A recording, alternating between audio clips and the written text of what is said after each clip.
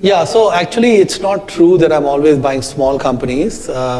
Recently we took a stake in Micron. They make memories. The market cap of Micron is more than 40 billion.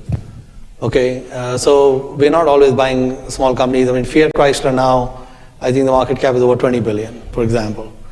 One of the things about capitalism is that many small companies will never become big companies.